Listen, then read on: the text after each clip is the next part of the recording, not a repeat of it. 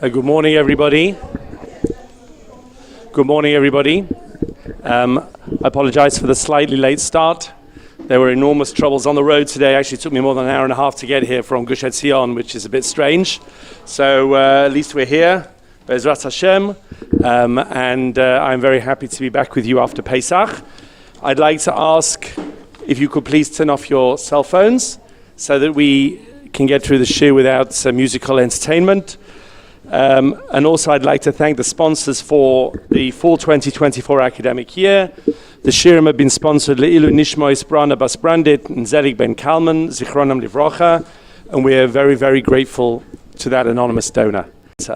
The topic that I'd like to deal with, even though it was in the Torah tidbits, OUisrael at war, we've dealt with a lot of those topics. There's still more to talk about, but I actually want to move away from that specific topic. Not that there's not important things to discuss, but I think we need to move on to other things as well. I'd like in the run-up to Shavuot to talk about something we haven't really dealt with in this forum before, and in some cases not for a very long time, which is the actual Sefer Torah itself, the thing which is at the very heart of Judaism, Matan Torah, Kabbalah Torah, receiving Torah. What is the nature, the halachic nature of the Sefer Torah that we had, that we have? Today, I give you a preview as to what I mean by this. Today, I'd like to talk about how the Torah was written, how the Torah was communicated, and why that makes any difference to us 3,300 years later, which we'll see, I think it really does. Next week, I want to look at the issue of the accuracy of the Sefer Torah and how do we know what psukim were allowed into the Sefer Torah. There are all sorts of interesting questions that come up on that. We'll allude to that a little bit today and talk a little bit about the Ibn Ezra, but the Ibn Ezra will come mostly next week. Then 3 weeks from now, I'd like to talk about the font of the Sefer Torah, the script of the Sefer Torah, and how that fundamentally changed, or did it, and whether that matters to us today, and why it should or shouldn't make any difference. So these are all actually very central issues to what is Torah and what is the Sefer Torah. Climbing the ladder, that's good, at least we're going up. And then maybe the week before Shavuos we'll get a chance to do something a little bit different. Or maybe we'll stay on that theme. So we'll see. Okay, for now, hopefully you have a source sheet, and we will look at that together. It's actually very good timing, because not only is it before Shavuos, but it's also Parshas Bahar. And those two things are not actually coincidental, because the reading of the Sefer Torah in Shul is set up in such a way that the end of Vayikra coincides pretty much with Shavuot. So we'll see how that works and why Bahar is important. So look at number one. Some of these issues are well known, but some of them actually are really, really not. Vaydaber Hashem el Moshe Bahar Sinai leimor. So suddenly in Parshas Bahar, at the beginning of the Parsha, we see another reference to Har Sinai. Now Har Sinai, the theophany at Har Sinai, the giving of the Torah, was in the middle of Shemot. We're already towards the end of Vayikra. Why do we have a new reference to Har Sinai? And of course, quite famously, Rashi asked the question, which has made its way into modern Ivrit as well. Ma inyan Shemitah etzel Har Sinai.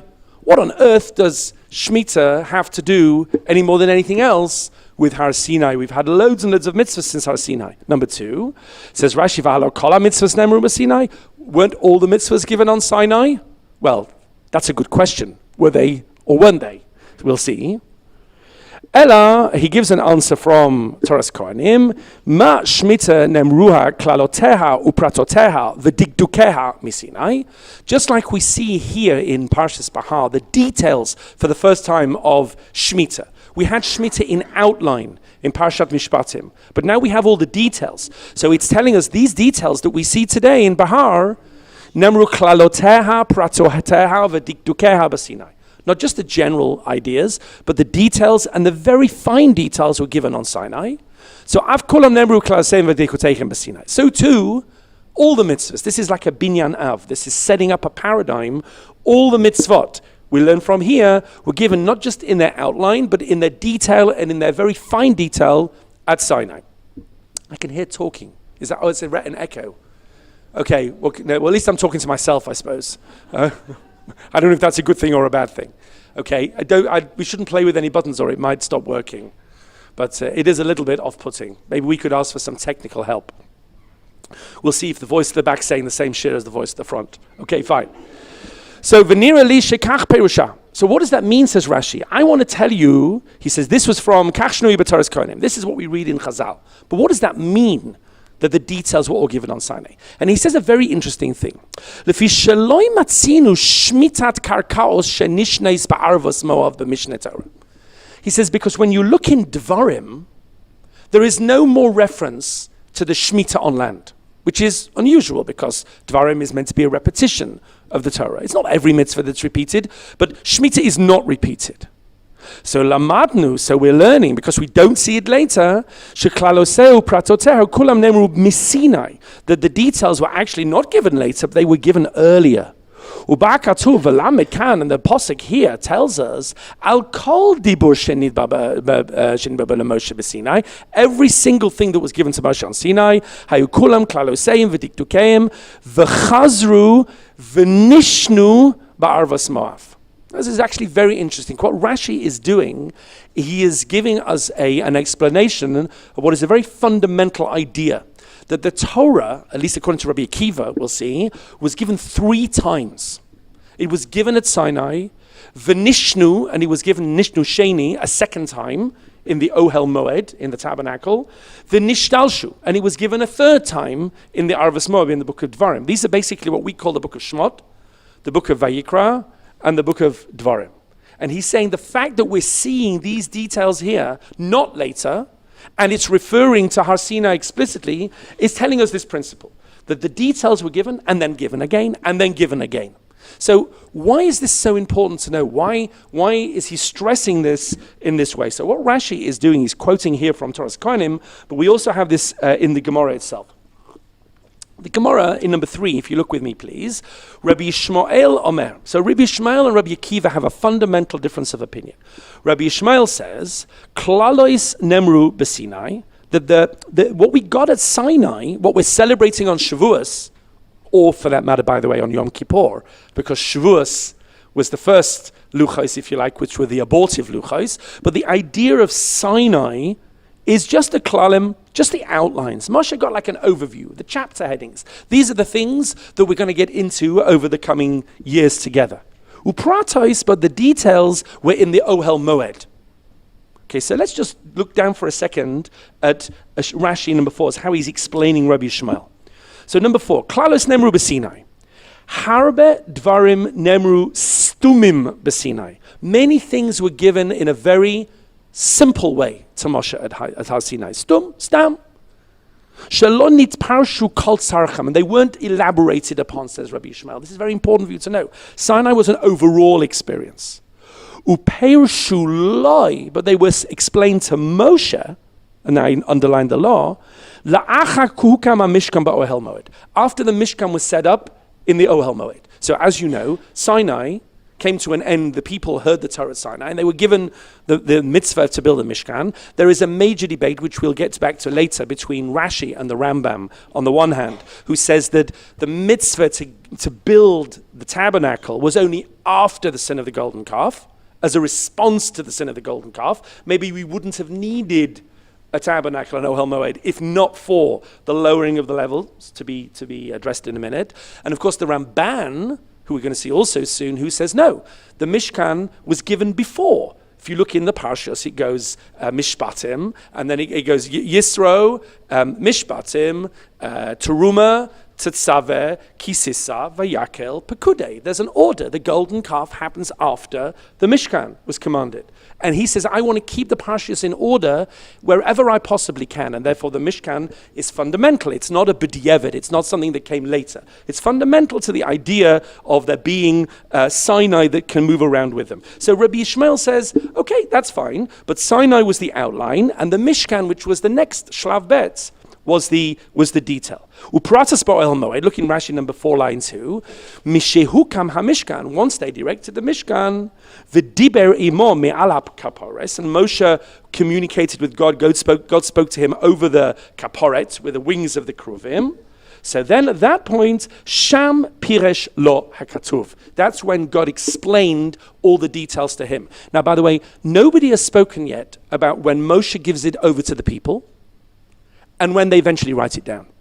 All that's being discussed right now is when did it get from God to Moshe? And Rabbi Yishmael says the outline was at the beginning, but the details came later. Now flip back to number 3 and look at Rabbi Akiva. For Rabbi Akiva Omer, Rabbi Akiva says, no, which is what Rashi quoted in number 2, Klalois upratos nemru b'Sinai. All the details were given at Sinai.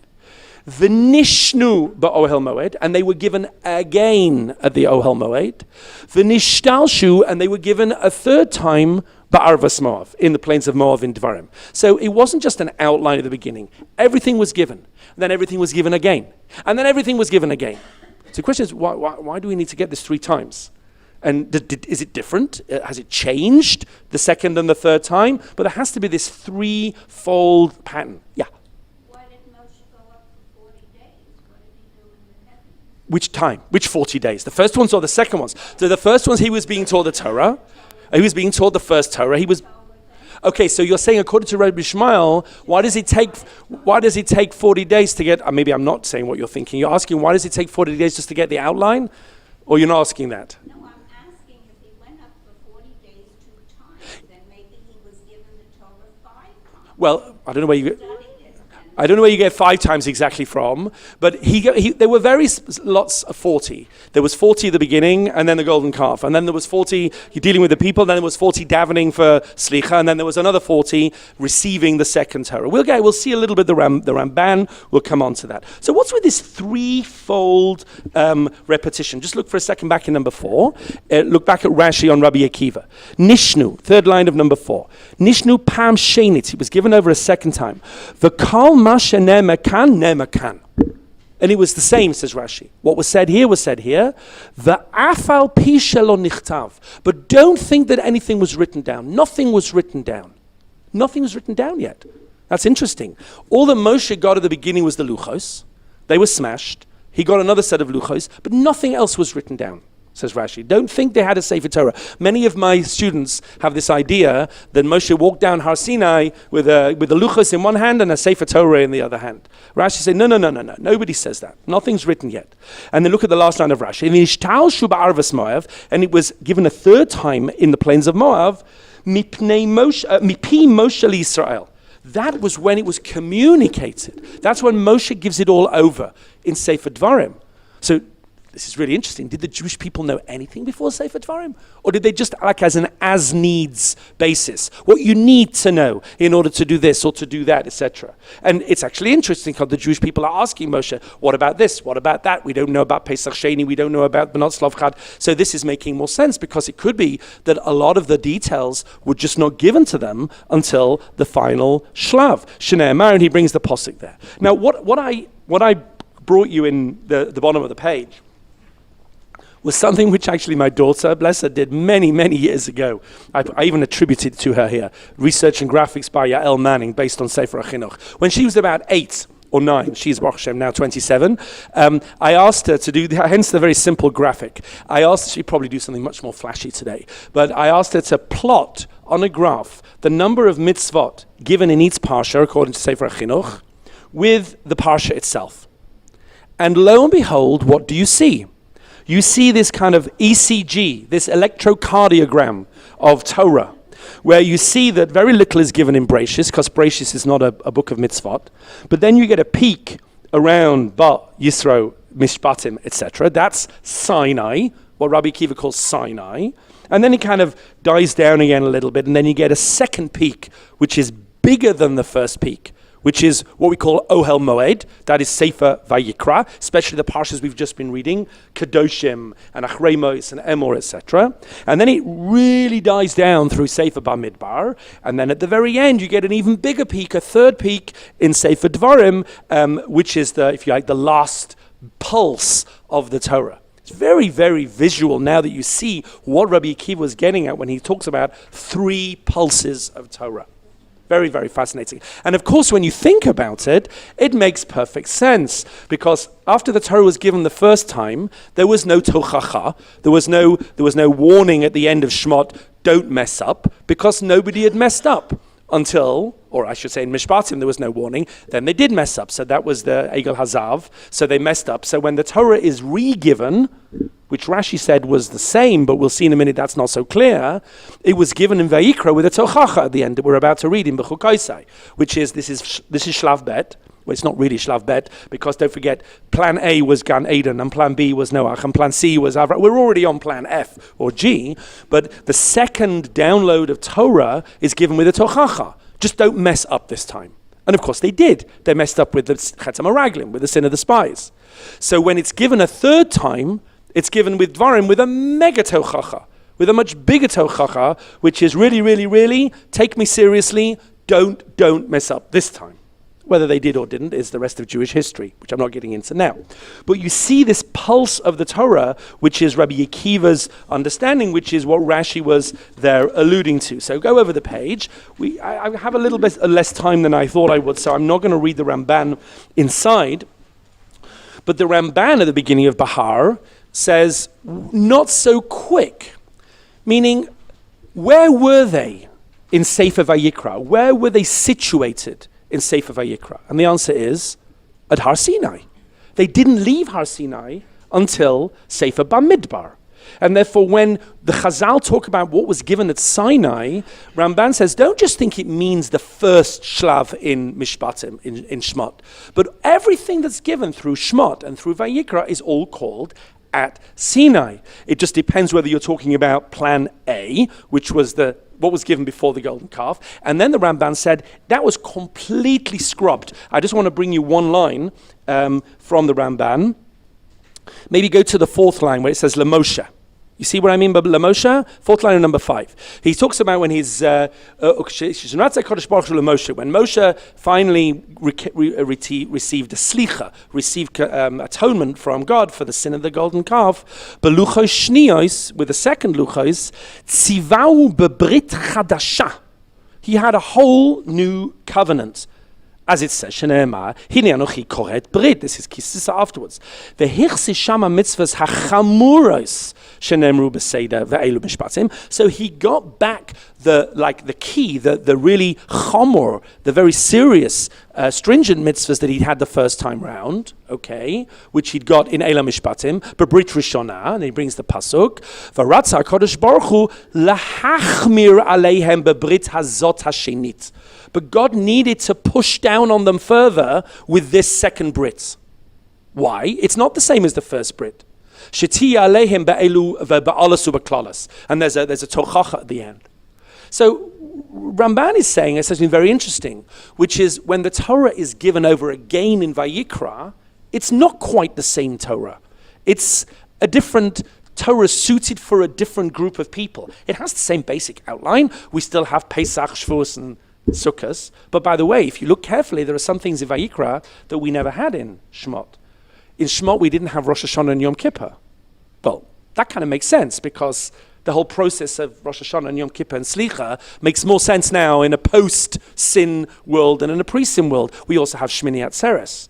But we also have more than that. And I want to look at the Sforno. Because look at the Sforno in number 6. Says the Sforno at the beginning of the mitzvahs of kashrus in Sefer Vayikra. Zot hachaya asher tochelu. These are the animals that you're allowed to eat. So he picks up on an interesting point, which is, why are there no treifa animals in Sefer Shmos? They only appear in Sefer Vayikra. In Sefer Shmos, you've got milk and meat as a prohibition, but you've got no treifa animals. Also in Sefer Shmos, you've got a number of the sexual prohibitions that come up in Vayikra don't appear in Shmot. You've got no nida. You only have nida in Vayikra. You only have treifa animals in Vayikra. He said, is there a reason for this? So the Sforno in Italy, 500 years ago, says the following. After the Jews had been stripped of their spiritual jewelry, as it were, from Kisisa after the calf, Shekanu b'matan Torah, which they got a matan Torah, so they'd now gone down a level. And before they lost this, Shechina had been able to rest on them, bilti emtzai, without any intermediary, the Jewish people were on such a level. Ka'amru, like it says in the end of Parshas Yisro, he's going with Rashi's approach and the Rambam's approach, which is they didn't need a Sefer Vayikra, they didn't need a Mishkan until they went down that level. And then he says something very subtle but super controversial. Kamo sheyihyeh ha'inyan la'atid lavo, as it will be one day again in the future. What does that mean? We're going to go back to the level of Har Sinai? Okay, we'll see. After we went down, the God refused. It was not possible for the Shekhinah to rest on them. Ka'amru, because it says there, I'm not going to be with you directly anymore. Hisik Moshe Rabbeinu b'tfilasoi. And Moshe managed, he achieved through tefillah, ezetikun, to get back some of what was lost. Shetishra hashchina b'tocham be'emtzaut mishkan.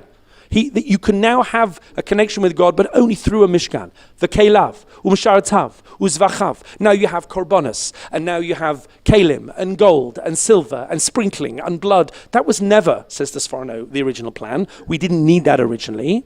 Until you get in Parsha Shmini, God reappears. Eish comes down from Shamayim. So now the second time round, God had to kind of improve their new low level and get them back somewhere closer to where they were before. So they'd be able to receive this new light. So they had to have new restrictions. I'm sorry guys, he says, there's new food that you can't eat. After the golden calf, you're on a new level. Now you can't eat pigs, and now you can't eat shellfish, and now you can't eat insects, etc. Before you did the sin, maybe you would have been fine eating everything. But now you have the laws of kashrus, okay?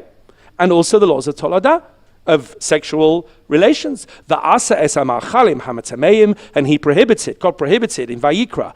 Tray food, ve'et ha'nefesh, b'midos u'muskalois, ka'amru ve'el, al t'shaksu es nafshoseichem. You don't make yourself disgusting. This is all new. Ve'hitz kadishtem, ve'yisim kadoshim. The asa ha'nida v'hazava v'hayoledet. And now we have a whole tranche of new prohibitions, nida, zava, yoledet, which it sounds from the Sforno, we would never have needed those had we only just been able to avoid the sin of the golden calf. This is a very interesting thesis, and it becomes even more interesting when you know what he said before, which is, and one day we're going to get back there. One day we're going to get back there. We're going to go back to that place where we don't need Sefer Vayikra. We're back on the level of the Har Sinai. So what does that mean? Does that mean that when Mashiach comes, or whatever shlav he's talking about, we're going to just jettison certain ideas from the Torah and go back to this pre-Vayikra reality? So actually, that is exactly what the Kabbalists say. That is exactly what the Ramban says. He doesn't, as far as I can recall, refer specifically to treif animals and nida. But if you look at Ramban on Dvarim, where he talks about God will circumcise your heart and you'll come back, he says we'll go back to a level where we don't need the Torah anymore. It's a whole Brit Chadashah.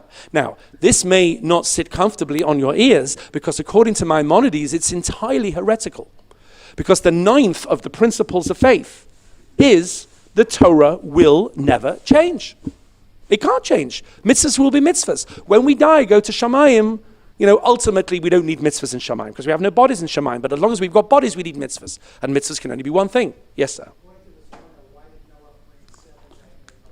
He'll give it a different shot. Torah might just mean without a mum, clear, like a pshat level, without any blemishes. It doesn't mean that they were dafka kosher or not kosher. That's a drash that's brought. Tameis and Tahoris don't dafka mean kosher, not kosher. I don't know. Could give a different reason.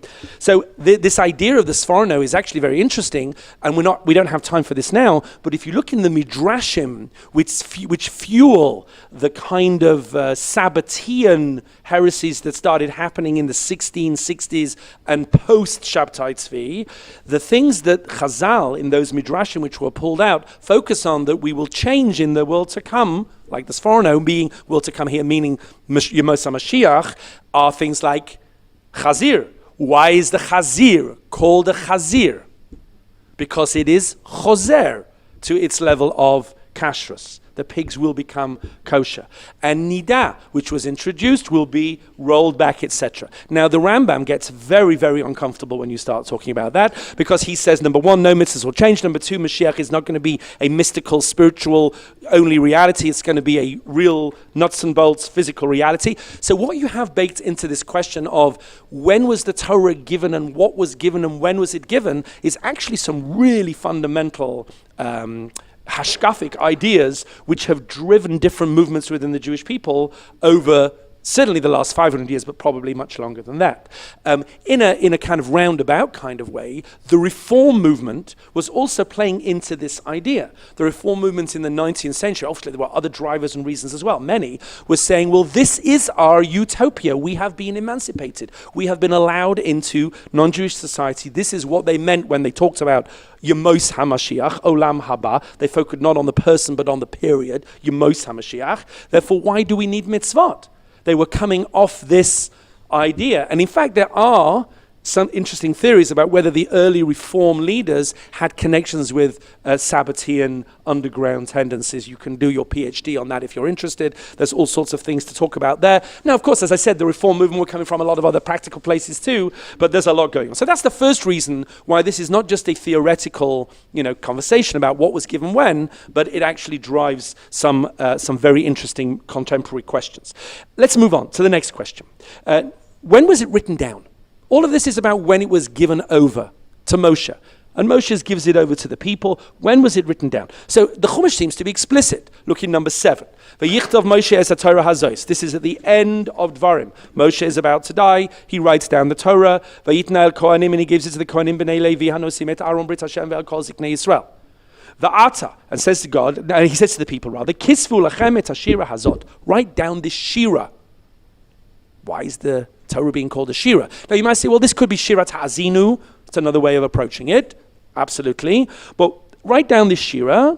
V'lamdad b'nei Yisrael simu b'fihem, put it in there, write it down, and give it over, put it in their mouths. L'man tiyeli hashira hazot le'ed b'nei Yisrael, so that this will be a testimony to them. And then it says at the end there, Vayhi kachalot Moshe lichtov et divrei haTorah hazot, when Moshe had finished writing down this Torah, al sefer, in its book, ad tumam. What does ad tumam mean? In its complete sense, we'll see in a minute why that's a question. Vayitzav Moshe es Leviim, so Moshe then commands the Leviim, Noise Aaron bris Hashem lemor, and he says to them, Lakoach et sefer haTorah hazeh, take this sefer, you now have a sefer Torah, v'samtem oso mitzad Aaron bris Hashem elokeichem, put it next to the Aaron, v'haya sham b'cha le'ed, and it will be for you a master copy. This will be your master copy of the Torah. Any future Torah has to be compared with this one and written accurately. Keep that idea in your mind till next week, please, when we talk about those ideas. Okay, so when was the Torah written down? It sounds like it was written down at the end. And that's kind of what Rashi said before when we talked about when it was given over. He said, no, nothing was written. And then later it seems to have been written. And in fact, this is also debated by Chazal, which is a question, why would Chazal care? Why would Chazal introduce a discussion as to when and how the Torah was written? Chazal lived thousands of years after this point of time, just like you and I do. So why are they interested? We'll see that in a minute. Number 8, very important source here. Amar Rabbi Yochanan Mishum Rabbi Banasa. Rabbi Yochanan says the following: Torah, Megillah, Nitna. The Torah was given in Megillot. It was given in scrolls. It was given in installments. Megillah. And he brings a posuk, which I'm not getting into exactly now. But look at Rashi. Again, sorry to have you flipping around, but look at Rashi number 9, Megillah Nitna. He explains, Kishenemra parsha leMoshe. When Moshe was given a parsha, Haya kotva, he would write it down himself. Ulebesoif mem shana, but at the end of the 40 years, what did he do? Kishenigmru kol haparshus, when they'd all been given, chibran begidin v'tafran, he joined them together and sewed them all up. And now you have a Sefer Torah. So according to Rashi, the first view, Megillah, is that Rashi is writing all this stuff down, Moshe is writing this stuff down, putting it in a drawer, saying, let's keep this safe. And then at the end of Moshe's life, God says, okay, put it all together, sew it up, put it together. And actually that is how you write a Sefer Torah today. They don't just take an enormous scroll and start from the beginning and get to the end. You can write a Sefer Torah in any order you like. You can start in Dvarim and you can go on to Breshis, and you write one luach at a time and keep them in the drawer, and then at the end you put them all together, which is of course not the case with mezuzot and tefillin, which have to be written in order. There is a din with a mezuzah that if you make a mistake in the middle of a mezuzah and you realize that you've gone on and there's a mistake in the middle, you can't just correct the mistake. With a Sefer Torah, you can correct the mistake. It doesn't have to be in the exact order for reasons that will become evident soon. And you may have been in shul on a weekday when someone's noticed a mistake in the Sefer Torah, and somebody, a handy guy there with a quill and a bit of ink, has come up and looked and said, yes, all done. We're done. It's easy.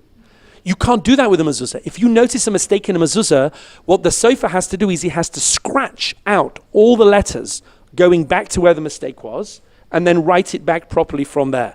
And if by scratching that out, he hits Shem Hashem on the way, then he's finished, because you can't scratch out Shem Hashem. So in he goes to the Geniza, and we start all over again. That is why mezuzahs are, in terms of proportional to the number of words in them, much, much, much more expensive than buying a Sefer Torah. If you think how much it costs to buy a mezuzah and how little there is written on it and how much it costs to buy a Sefer Torah, it's not like the same proportion. Because Sefer Torah are less stressful in that sense to write. Okay, that's Megillah. Okay, go back to number 8. Second line, Reb Shimon ben Lakish. So this is Rabbi Yochanan versus Reish Lakish. Reb Shimon ben Lakish in number 8, second line, says, no, the Torah wasn't written Megillah. I'm on number 8. Torah chatuma nitna. The Torah was given chatuma. What's a chatima? It's a seal. It's one unit. It was given in one go. Go back to Rashi number 9. Chatuma nitna. La nichtava. According to this view, it wasn't written at all. At Soif Mem, until the end of 40 years, till everything was already explained to Moshe, wherever it was explained, in Sinai, in Ohel Moed, in Arvas Moav. And all the Torah he got in the first and second year, i.e., Breshis, Shmos, Vayikra, Bamidbar, first part of Bamidbar, Hayusidurot lo al peh. It was all Torah Shebal peh, ad shekasam, until it was written at the end. Now that's actually very interesting, because according to the second approach, there were no installments. The Torah was written in one go, right at the end. According to Megillah, there were installments. By the way, maybe not even that many. Just flip over very quickly to number 10. You'll see that the Ramban, when he talks about Megillah, he says even Megillah only means 2 installments. The Rashi thought it meant like every time Moshe wrote something down, he pushes it in the drawer. The Ramban says, no, Megillah is literally Megillah.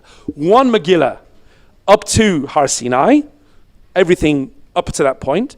And another Megillah, maybe you'll call it the Gansa Megillah, okay, at the very end, where he gets the whole thing. So even according to Megillah, says the Ramban, it might not be 50 installments, it might just be 2 installments. But my question for you is, why do I care? Why does this matter? Why are we talking about this? I have a Sefer Torah now, I know what it is.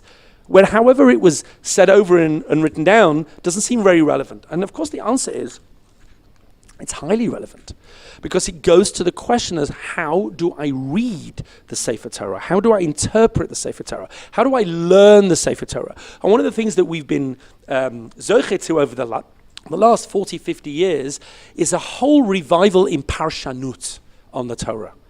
Even when I was growing up, and I'm not so old, there was nothing like the amount of breadth out there of Parsha ideas. The whole Gush Etzion type Torah, the Bar Ilan academic but religiously focused Torah that's coming out of Rav Yoni Grossman and in English Etzion of Rav Yoel bin Nun.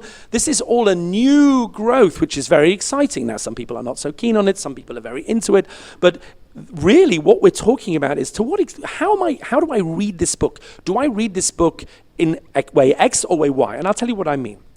If the Torah was written Megillah, let's go with Rashi's most expansive understanding. Moshe writes it down, puts it in the drawer, writes it down, puts it in the drawer. It's a bit like a diary. You know, you write February the 5th, put it in the drawer. Later you write August the 5th, put it in the drawer. December the 10th, put it in the drawer. Does the entry on February the 5th know what's happening in December in a diary? And the answer is No, how can it know? It's in installments. The earlier installments, by definition, do not yet anticipate the later installments. It's installments. Even if you take the Ramban, it's still 2 installments. But if you take the view that no, everything is Baal Peh, everything says right, the Chatuma approach is between God and Moshe, and at the very end of his life, he says, okay, now this is how I want you to write it down. This is the form I want the written version to take. Now, ask yourself, does Sefer Bereshis already know what's happening in Sefer Dvarim? Yes, because it's not an installment. It's like a novel. Can a novel, Lahavdil, we'll see in a minute the literature comparison. Can a novel start at the end and then flash back? Of course it can. Of course it can. And it sometimes does. And he uses flashbacks and flash forwards and also, why? Because the person writing the novel has the whole thing in front of them, and they're writing it in such a way which thematically is designed in order to take you backwards and forwards.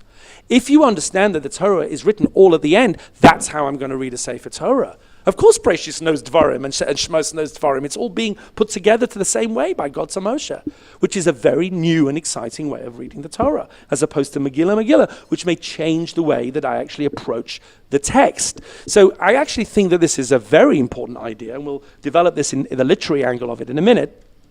This is not just a technical debate, but this is actually going to the question of how was it written and how do I read it? I just want to show you a source which I'm not going to read with you, but I want you to see source number 18, just for a second.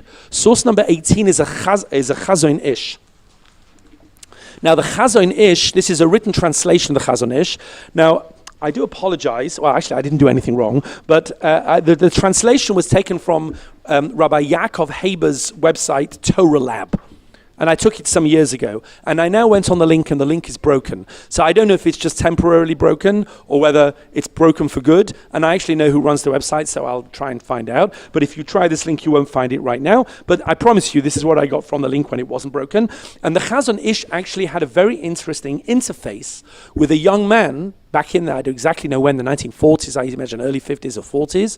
And this young man had been exposed to biblical criticism and the documentary hypothesis, and was concerned as to how an authentic Jewish Orthodox approach is going to look at these issues of what was written when and how, etc. And the Chazon Ish actually includes this. It's a real gem that not everybody knows. In this part of the Chazon Ish, he talks about all of these ideas we've been talking about, and I just want to bring out one point here.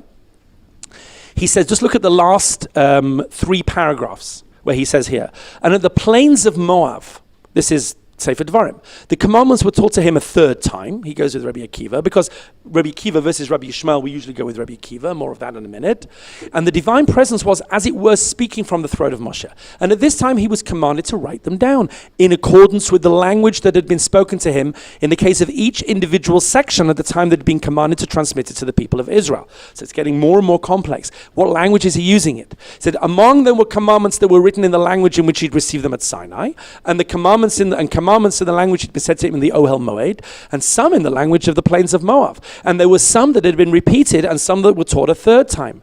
And there were changes, last paragraph, in the language in the case of some commandments that had been taught at Sinai in the Ohel Moed in the plains of Moab. And this variation was to hint to, as in its written form, the Torah was taught to Moshe in the form of Torah Shebal Peh, and he's going with the version of Chatumah. So the Chazon Ish also thinks that this is important enough to flag to this young man. Says, just be aware that you shouldn't be reading, he's saying to him, the Torah like a diary. You shouldn't be reading it in installments, because that's not exactly how it works. And I'll give you a good example of this. I'm sorry, I really am having you run around this sheet a little bit, but just look for a second on page 6, on source 26.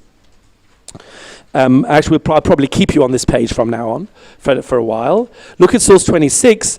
Every now and then you come across a pasuk and you scratch your heads and you think, how does that work?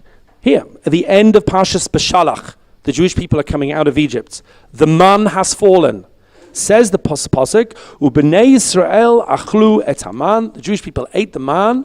40 shana, for 40 years. Ad bo'am al eretz nashavet, until the land that they came to the land they settled. Es haman achlu ad bo'am el kisat eretz Kna'an. So you're going to ask yourself, 40 years? Who's talking 40 years in Parshas Beshalach? Parshas Beshalach, they're just going straight up. Yeah? Few weeks, pick up the Torah, get to Eretz Yisrael. It's not going to be 40 years. So why is it talking 40 years? Because if you say, no, everything is written at the end and it's flashing back and flashing forward and da-da-da-da-da. So how else are you going to explain that pasuk? If it's installments, this is a strange installment to be writing there. So there are more pasukim like this. Okay, while we're on this theme, let's talk about the Netziv. The Netziv says a very beautiful idea in his Hakdama to the Chumash. The Netziv was the Rosh Hashiva of Volozhin, Rav Naftali Tzvi Yehuda Berlin, in the 1800s. He died in the 1890s, and he was the main pillar of, that's why they called him the Netziv. That was obviously his name, but Netziv is a pillar, okay? There was a book written many years ago by Art Scroll called My Uncle the Netziv, which I don't want to talk about now. It has a whole backstory to it. It was a translation of a book written by the Netziv's son, the Netziv's nephew, that's the whole point, the Torah Tzmima, who wrote in the Makor Baruch an account of his uncle's life. And then when Art Scroll wrote it, they censored it and they changed certain parts of it. And then anyway, it got banned, and then everybody got up and screamed. And then they said, well, actually, maybe the original that was written in Hebrew by the Torah Tzmima was also a little bit like broad in its understanding of reality. So maybe their censorship actually brought it back into line with reality. Not going there. You can, if you're into things like this, then I suggest you read Professor Mark Shapiro's blogs where he goes into this in great detail. But have a look now at the Netziv's understanding of Chumash. The Netziv gave a Chumash shir in Volozhin, which I've been told not many of the Bochurim came to, which I can't verify, but rings true, honestly. But he turned that into the parish of the Netziv on the Chumash. Number 27. V'ata kisvu lachem et hashira hazot. Write down this shira. Now, what is the shira? So look at this Netziv with me in 28. This is a source I want to look at in some detail. Behinim ben Nedarim. He quotes from Nedarim. Halu beperish hamikra kisvu lachem es hashira. The Gemara there says this word shira, shehu kol haTorah, it says it means the whole Torah. And he brings a proof from the end of that posuk, because it says, this is your testimony, this is your proof, etc. Says the Netziv, we need to understand. In what way can you call the whole Torah a shira? It doesn't look like a shira. Meaning there are parts of the Torah which do look like poetry, and they're written in a stanza type or poetic type way, Shirat Hayam, Shirat Ha'azinu, etc. But when you read Vayomer Hashem el Moshe, Vayadaber Hashem el Moshe Lemor, and it doesn't look like a poem to me, it looks like a piece of prose. He says, Ela, al korchach, you have to say, Yesh ba teva uskulat hashira. Torah, every part of Torah has the nature and the hidden qualities of a shira, of a poem. Shehu dibu beloshen melitza, which is in figures of speech. It's written in parables. It's written in metaphors. Diyadu alachem, because you know full well, mi bein am Talmud, people who are educated know, de meshune hamelitza misipur prosi, that poetry and prose are two different beasts. B'shnei inyanim, in two ways, but tevel b'skula, like I'm going to explain to you, the nature and the hidden qualities. Aleph, and he says, the b'shir ein ha'inyu mavur yafa. When it comes to a poem, things are not always what they seem. Come on, b'sipa prosi, when you're reading prose. When you're reading the New York Times or the Washington Post, well, you may argue things are also not as they seem when you're reading those papers. But in theory, you're not meant to be interpreting it like poetry. You're reading poetry, you're reading prose, it is what it is. What you see is what you get. But poems are not like that. You need to bring out, outside ideas. This stanza is alluding to this idea. And this stanza is alluding to a different idea. If you write an essay for your undergraduate or postgraduate degree, you're doing an English literature degree, and they give you a sonnet of Shakespeare. Shall I compare thee to a summer's day? Thou art more lovely and more temperate. And you write down, please explain Shakespeare's focus in this sonnet. And you just write, well, Shakespeare's going out for a walk in the park with his girlfriend, whatever. I'm not getting into whether Shakespeare would have had a girlfriend or not. That's a different discussion. But you won't get any marks for that. You're meant to say, no, this line is an allusion to Act 4, Scene 3 of Hamlet, and you're meant to bring it all together and show that Shakespeare, he's a very, very powerful author, and he's alluding to many, many things. Says the Netziv, second line of Aleph, he says, V'loi mikre drush. That's not called drush. That's called pshat. That's pshat. That's what the Chumash means. Okay, drush and pshat are often fairly relative, and Nechama Leibovitz's famous line that pshat is what I say and drush is what you say. There's an element of truth to that. And there's drashi pshat and there's pshati drash. But he says, I'm not even talking about drash. Just how you read the Torah has to be like a poem. Elakachu teva hashir. That's the nature of poetry. Afilu shel hedyot. Even if it's written by not by God, by a regular person, lahavdil, like by Shakespeare. Someone who really knows what they're doing can bring to this metaphor, he can bring sweet ideas, it's sweet to him. The beautiful light of the language of the poem is so sweet. The diktuka and its details. Someone who doesn't know how to read poetry is just going to mess it up. They're not going to read it properly. They're not going to see the depth. Someone uneducated will just get the basic idea. It's not what it's really there. And therefore he'll misunderstand it. And he'll read things which were never there, and he won't understand what the writer was trying to intend. Now, just let me stop there for a second. The Netziv is saying something very, very fascinating, that if you just read the Torah in a very straightforward and literal way, you won't understand it. You'll make up stuff that's not there, because you're not meant to read it like that. You're meant to read it like a poet. And if you can't read poetry, then go and learn poetry and learn how to read it.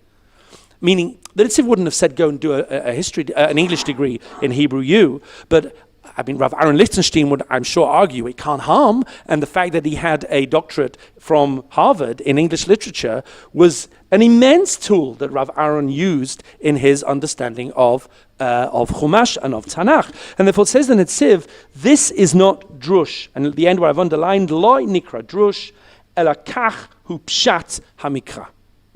So how we read the Torah, which depends on how it was given and whether this posuk links with this posuk and that posuk links with that posuk, you have to do this in an extremely deep way, which requires an understanding that things are not always as they seem. And in the second paragraph, he goes on to say that poetry also contains patterns. Sometimes it's alphabetic, can be an acrostic. Sometimes you're looking for hints and connections between different words, and things rhyme and things. He says that's the kind of structure that you're also looking for in Chumash. He's telling you, look for these structures. And of course, if you're into, the Gush Torah, chiastic structures are everywhere. First of all, you'd never heard of a chiastic structure, and then someone explains the chiastic structure, and it goes A, B, C, D, C, B, A.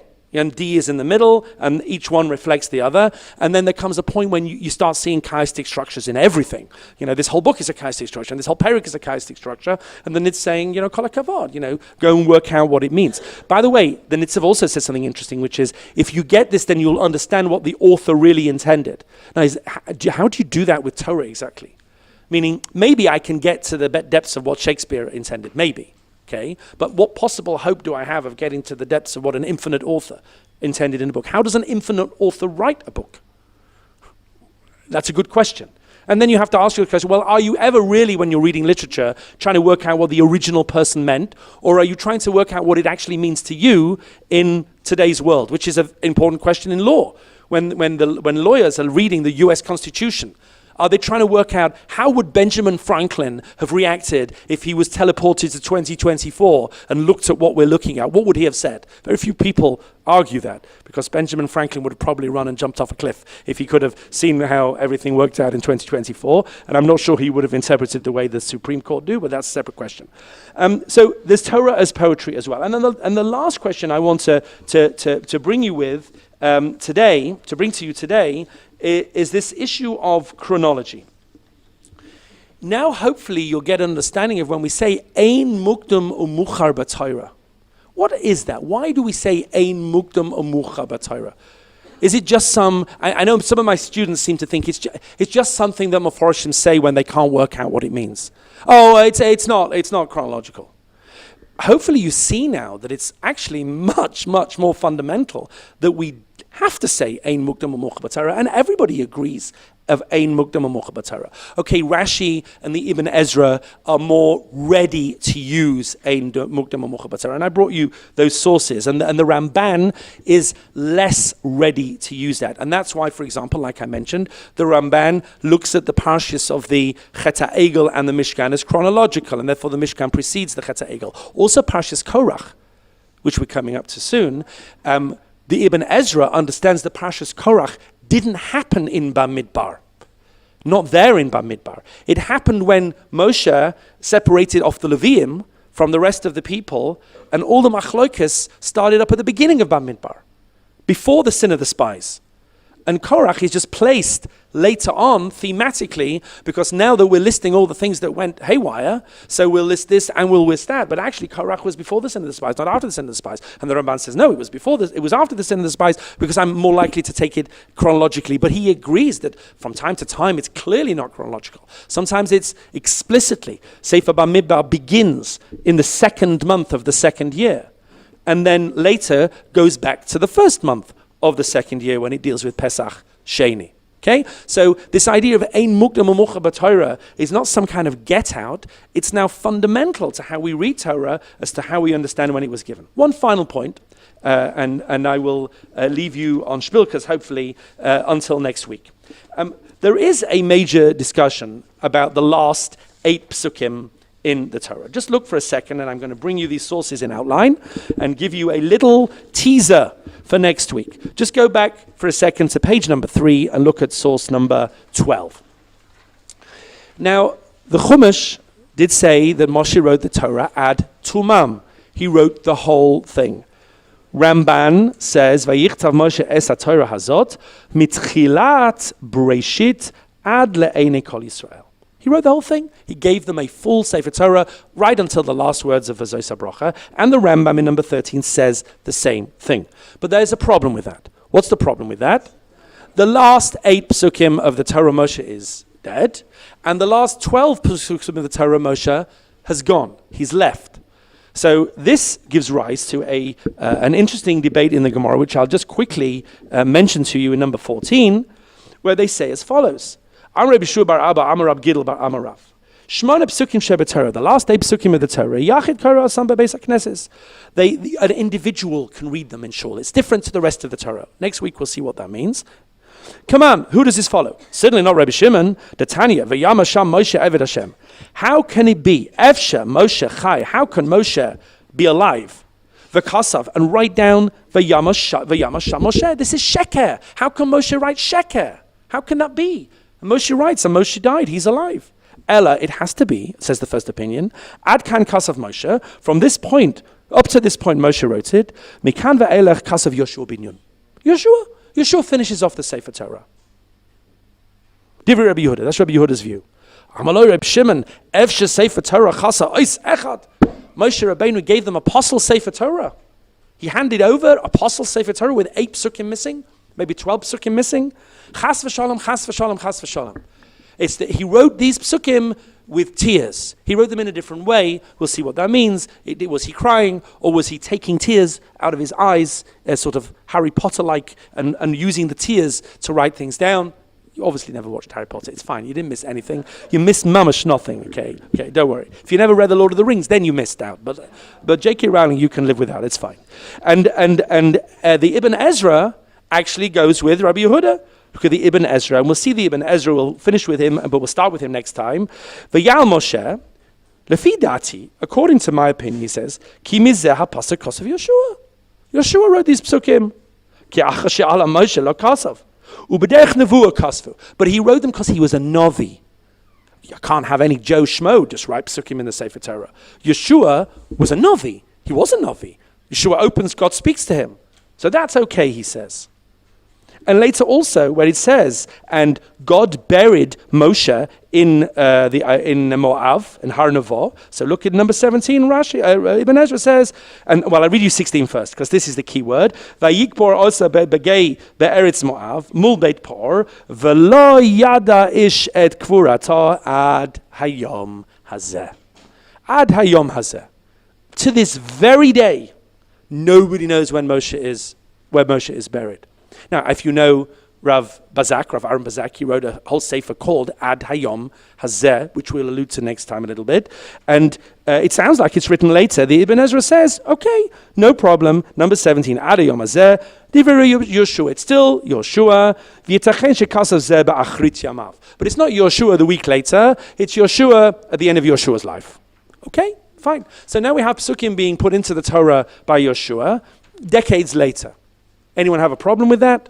Clearly not the Ibn Ezra, but other people do have a problem with that, and we'll get to that next week. But hopefully, just to summarize, and we'll finish here this week, and again, I'm sorry we started 5 minutes late. You can see how every minute is needed. The way the Torah was given, both by God to Moshe and in writing by Moshe to the world, is extremely relevant. It's not just a theoretical idea. And as we go into Shavuos and we talk about Kabbalah Torah, these are ideas that we can pick up and run with and help us deepen and appreciate our understanding of Torah itself. Have a nice week. We'll see you next week, please God.